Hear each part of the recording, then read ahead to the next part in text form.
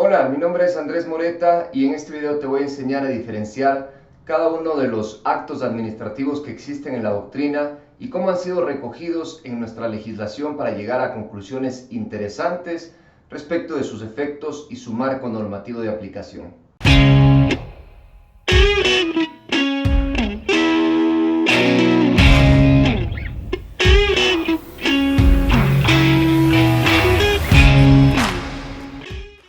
Bien, y el punto de partida es que no hablamos en esta ocasión, en este video, acerca de los diferentes tipos de actuación administrativa, sino que nos vamos a referir únicamente al acto administrativo propiamente dicho, es decir, aquella declaración unilateral de la voluntad administrativa en ejercicio de la función administrativa que produce efectos jurídicos directos en un tercero, ¿no es cierto?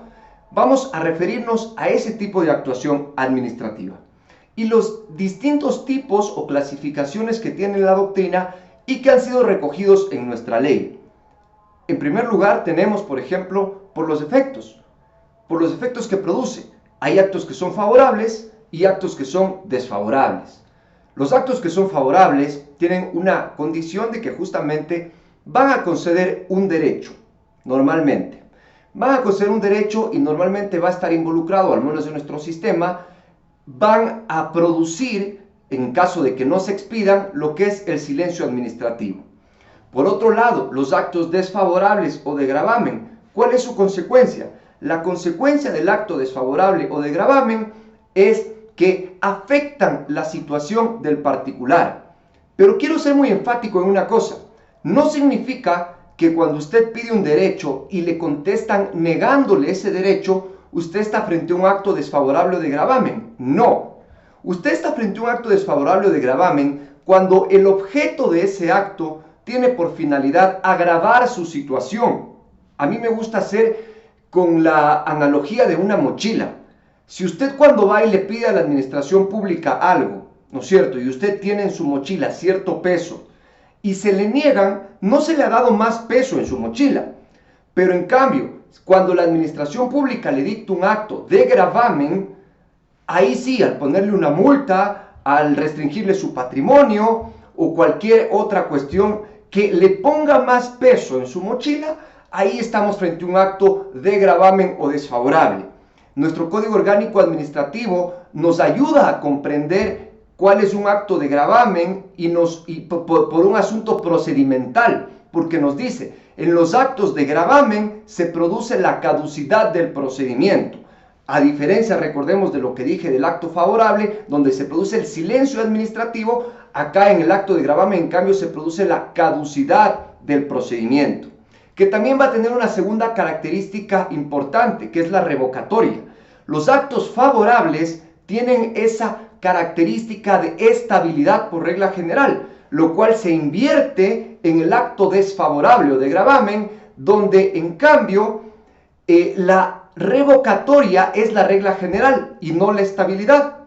Por lo tanto, para el acto favorable, si ustedes lo quieren revocar, tendrán que ir ante una sede judicial con el procedimiento judicial de lesividad. Pero en cambio, para revocar un acto desfavorable, se lo puede hacer en sede administrativa en procedimiento ordinario conforme lo prevé el artículo 118 y 119 del Código Orgánico Administrativo.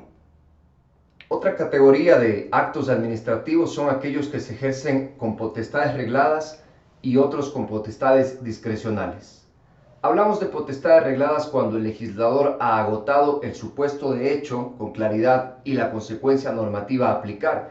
Es decir, la administración pública está atada de manos y solamente debe hacer aquello que el legislador anticipadamente ha querido en la ley.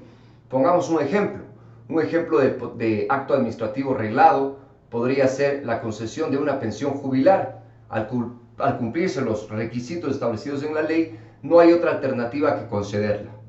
En cambio, las potestades discrecionales son aquellas que le otorgan a la administración una decisión de elección de hacer o no hacer, cuando por ejemplo encontramos en la normativa aquellas palabras de podrá, o una decisión de elección, cuando la administración está obligada a hacer algo, pero no está obligada a su resultado, sino que puede elegir entre varias opciones que todas son válidas. Bien, ahora, ¿por qué es relevante diferenciar entre un acto reglado y un acto discrecional? Hay muchas circunstancias. La primera, hay que advertir que la discrecionalidad del acto administrativo no lo es todos sus elementos, sino sencillamente el objeto, el contenido del acto. El resto de elementos como la competencia y el procedimiento sí son reglados, están establecidos en la norma, eso no es discrecional. Segundo, que el ejercicio de la discrecionalidad engloba un elemento de oportunidad, es decir, a más de los requisitos de validez que están en un acto reglado ya determinados, en el acto de discrecionalidad hay un componente que es la oportunidad, la decisión política de la administración de decidir o de no decidir hacer tal o cual cosa. Siempre, evidentemente, dentro del marco de los principios como es el de la interdicción de la arbitrariedad, que no permiten justamente actuaciones arbitrarias para la administración pública. Pero el tema de que tenga un elemento de oportunidad en la formación de la voluntad administrativa hace que también después la administración pública lo pueda revocar por razones de oportunidad justamente, es decir, por el cambio en la política. No se podría hablar de revocatoria de un acto que fue 100% reglado, ¿no es cierto?, por razones de oportunidad, porque en la construcción de ese acto administrativo no hay elementos de oportunidad. Una circunstancia muy particular que sí se da en cambio es cuando cambia el ordenamiento jurídico con el que fue conferido un acto, ¿no es cierto? Entonces ahí, por más que sea arreglado, se lo puede revocar por razones de oportunidad, sí. ¿Por qué? Porque el acto ya es contrario al ordenamiento jurídico posterior. Eso quiere decir que el acto no es inválido, es válido, porque estos elementos se deben verificar al momento de su expedición. Pero en cambio, después cambió la norma, después cambió el ordenamiento jurídico, entonces es posible que se lo revoque por razones de oportunidad. Nuestro Código Orgánico Administrativo ha incorporado una nueva categoría de los actos administrativos también por sus efectos. Recordemos que por definición era el acto que produce efectos individuales. Pero ahora el Código Orgánico Administrativo también ha incorporado lo que es el acto administrativo de efectos generales, que ustedes cuando encuentran en la doctrina lo van a ver equiparado al reglamento. Pero en nuestro caso, ese reglamento está reconocido como el acto normativo de carácter administrativo, mientras que esta categoría intermedia entre reglamento y acto administrativo particular se ubica en la mitad, digámoslo así, pero es un acto de efectos generales que no crea derecho objetivo. Y así dice la doctrina que es como hay que diferenciarlo, hay que hacer una diferenciación negativa. Es un acto que tiene efectos generales, pero que no crea derecho objetivo. Y por lo tanto, se sigue el mismo régimen que el acto administrativo de efectos particulares. Es decir, la principal diferencia con el reglamento sería que se va a agotar con su cumplimiento. ¿Sí? Que se va a agotar con su cumplimiento. Efectos de actos jurídicos, de actos administrativos de efectos generales son, por ejemplo, las convocatorias a concursos públicos, ¿ya?